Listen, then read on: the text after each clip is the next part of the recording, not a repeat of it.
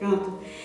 Boa tarde a todos e a todas. É o nosso quarto podcast e dessa vez a nossa conversa vai ser sobre um artigo que eu li de uma psicóloga que também é docente. Ela trabalha na Universidade de Roma, é a Universidade Tor Vergata.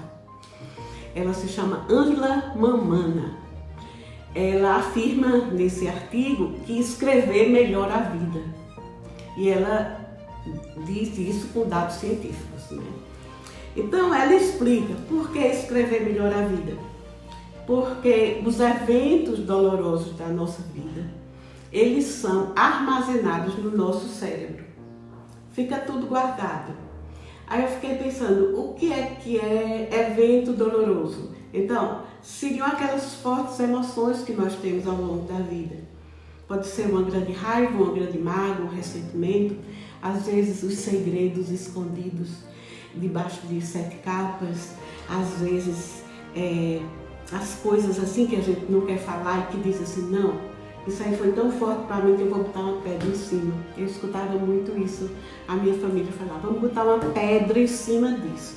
Pois olha, essa pedrinha está lá em cima, mas os sentimentos estão fervilhando. Então ela diz que essas coisas armazenadas lá, essas emoções, elas precisam ser trabalhadas. Ela usa o termo elaboradas. Ou seja, elas precisam ser expressas de alguma forma, revistas, faladas, olhadas. Porque, caso contrário, elas podem nos fazer mal ao longo da vida. E pode ter um impacto muito emotivo na nossa vida.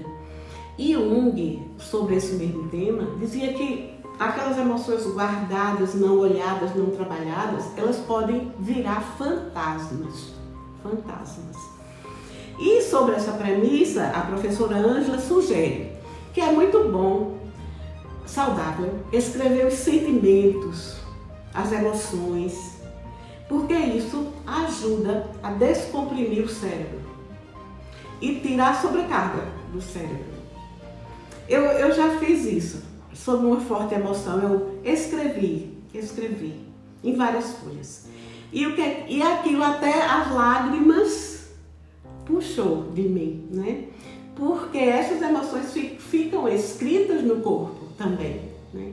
Então, outra coisa que ela faz, que quando você escreve a emoção, ela conduz ao autoconhecimento. Ela faz você pensar, eu estou com raiva, eu estou perturbado, eu estou alegre, eu estou muito emocionado. Isso lhe dá consciência do seu sentimento e é mais fácil de superar o impulso que você tem para agir de acordo com aquela emoção. Depois, também desdramatiza a situação.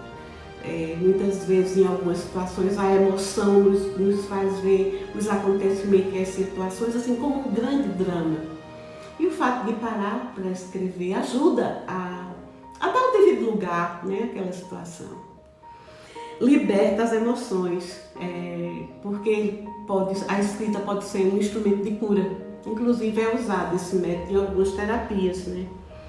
E tem aquela questão, a relação entre depressão e expressão. Se os sentimentos são expressos, fica mais difícil você ter a depressão, porque a depressão são aqueles sentimentos que ficam guardados com você. Tem experiências que comprovam isso, de um professor norte-americano. Ele fez uma experiência com um grupo de 15 estudantes, depois com 50 estudantes, e verificou que a imunidade dessas pessoas melhoraram.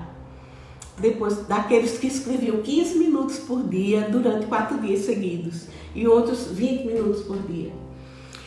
Tem uma jornalista brasileira e escritora, a Conceição Evaristo, que ela escreveu Em Submissas Lágrimas de Mulheres. Ela faz a narrativa da vida das mulheres negras no Brasil. E ela criou o termo escrevivência.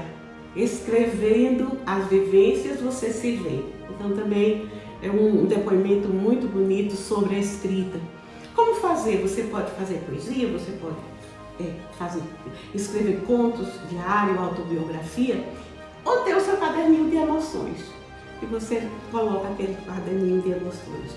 E com essas emoções você pode conversar com Deus, pode conversar com Deus, né? Para conversar sobre aquelas emoções, entender o que aquilo está te dizendo. Com o seu melhor amigo, com um profissional de saúde, com uma pessoa idônea.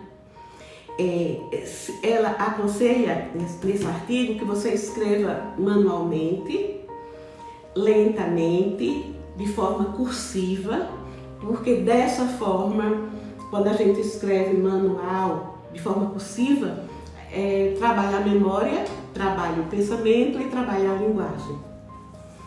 Então, vou terminar com o pensamento da escritora Isabel Allende.